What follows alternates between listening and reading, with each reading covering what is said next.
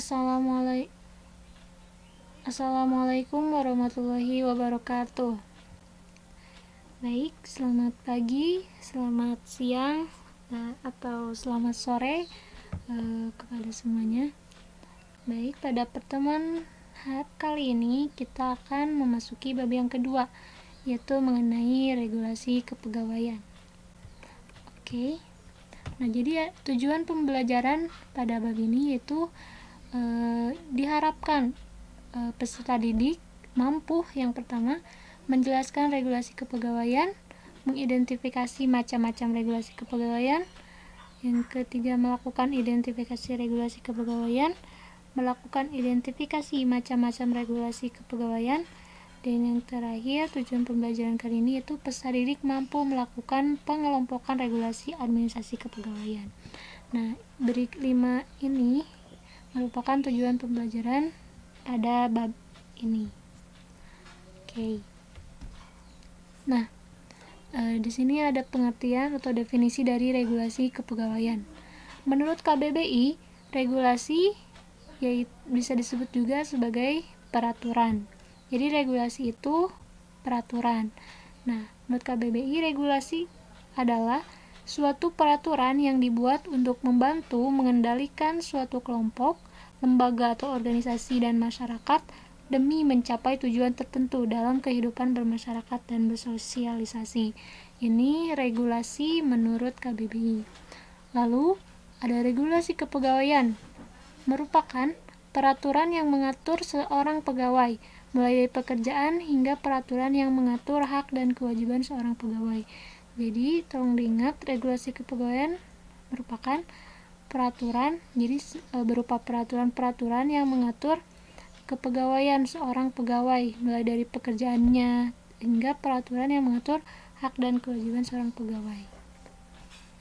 Oke, lanjut di sini ada manfaat regulasi. Apa sih manfaat adanya peraturan atau regulasi untuk pegawai? Oke, di sini ada 3 manfaat nih. Yang pertama, ada manfaatnya itu regulasi kepegawaian menjaga hak dan kewajiban pegawai. Jadi maksud dari manfaat yang pertama ini karena di suatu organisasi itu ada 2 pihak, yaitu dari organisasi dan pihak pegawai. Nah, yang masing-masing ini memiliki suatu hak dan kewajiban masing-masing. Jadi di sini si organisasi membutuhkan pegawai untuk membantu kinerja perusahaan, dan itu merupakan kewajiban pegawai yang harus ditaati. Lalu ada yang haknya pegawai itu menerima gaji sebagai hasil dari kinerjanya. Nah, agar hak dan kewajibannya berjalan baik, maka perlulah diikat dalam suatu peraturan atau regulasi kepegawaian. Ini manfaat yang pertama. Selanjutnya ada manfaat yang kedua, yaitu menjamin kinerja pegawai. Oke, dalam manfaat yang kedua ini, jadi setiap pegawai itu dalam menjalankan tugasnya pasti harus sesuai dengan jobnya masing-masing. Jadi sesuai dengan tugas pegawainya itu masing-masing yang sudah ditentukan oleh organisasi atau lembaga yang dimana tempat dia bekerja. Nah, ini itu berguna untuk mengatur harmonisasi perusahaan agar si pegawai ini misalkan agar tidak mengerjakan yang tidak sesuai dengan tugasnya kayak gitu. Lalu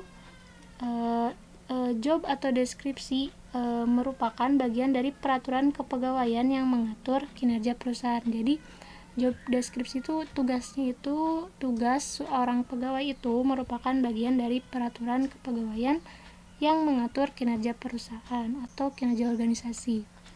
Nah, lalu yang ketiga ada manfaat menjamin kepastian hukum. Nah, yang dijamin kepastian hukum di sini itu baik dari pegawainya maupun dari organisasi atau lembaganya. Nah, dengan adanya peraturan kepegawaian, maka dapat terhindar dari berbagai macam gangguan atau kendala seperti itu. Nah, jadi setiap pelanggaran akan ditindak tegas jika perlu. Nah, kalau ada yang melanggar hukum di sini akan diberikan sanksi sesuai tingkat kesalahan, dan sebaliknya apabila ada yang berprestasi nih pegawainya dapat diberikan penghargaan. Jadi di sini gunanya regulasi itu ini menjamin kepastian hukum. Jadi tidak bisa sembarangan.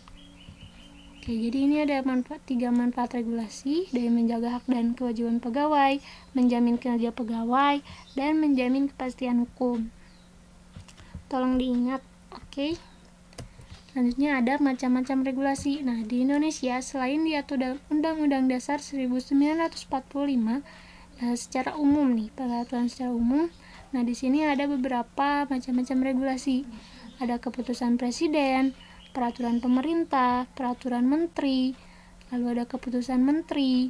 Nah, di sini ada bersangkut paut dengan kepegawaian, peraturan badan kepegawaian, serta regulasi kepegawaian lainnya. Ini macam-macam regulasi selain UUD 1945. Lalu di sini ada macam-macam regulasi kepegawaian. Nah, regulasi kepegawaian ini ada dari undang-undang dan ada dari peraturan pemerintah nih. Nah, dari undang-undang sendiri itu ada Undang-Undang Nomor 5 Tahun 2014. Setelah dari peraturan pemerintah sendiri yaitu Peraturan Pemerintah Nomor 11 Tahun 2017. Dua ini merupakan regulasi macam-macam regulasi kepegawaian. Oke, untuk lebih jelasnya kita ada di sini nih. Nah, untuk Undang-Undang Nomor 5 Tahun 2014 yaitu mengatur tentang aparatur sipil negara, yang dimana isi dari Undang-Undang Nomor 5 ini mengatur tentang ini nih. Yang pertama ada independensi dan netralitas pegawai, tentunya ASN, ada kompetensi ASN atau pegawai, kinerja atau produktivitas kerja, integritas pegawai, kesejahteraan pegawai, kualitas pelayanan publik, serta pengawasan dan akuntabilitas. Ini yang diatur dalam Undang-Undang Nomor 5 Tahun 2014. Lalu, untuk Peraturan Pemerintah Nomor 11 Tahun 2017, ini mengatur tentang manajemen pegawai negeri sipil atau PNS. Nah, dalam Peraturan Pemerintah Nomor 11 ini ada 13 yang diterangkan nih dalam peraturan ini.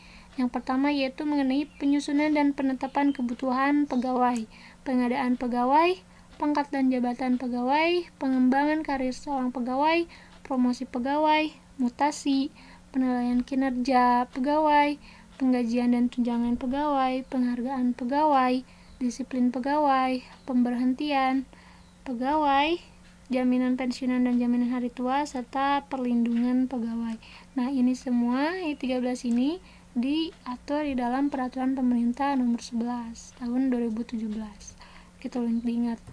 Oke, jadi selain dua yang tadi dari Undang-Undang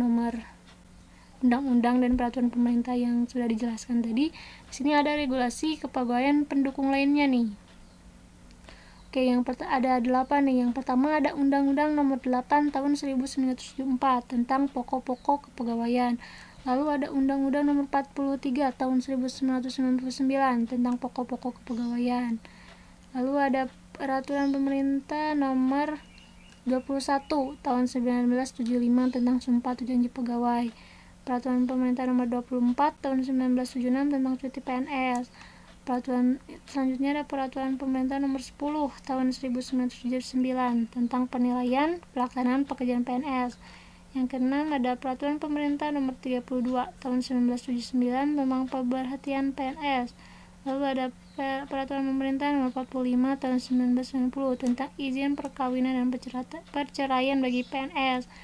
Serta yang kedelapan ada Peraturan Pemerintah Nomor 20 Tahun 1991 tentang kenaikan pangkat PNS. Nah, ini 8 ini merupakan regulasi kepegawaian PNS pendukung lainnya nih. Oke, jadi untuk lebih jelasnya lagi, kalau kalian ingin tahu lebih jelas apa sih isi-isi dari peraturan-peraturan ini tuh, apa aja sih, apa sih independensi itu, netralitas itu apa sih. Nah, kalian boleh cari boleh pelajari dan cari di Google ya, banyak sekarang di internet. Boleh cari apa sih isi dari peraturan-peraturan ini tuh kayak gitu. Nah, oke.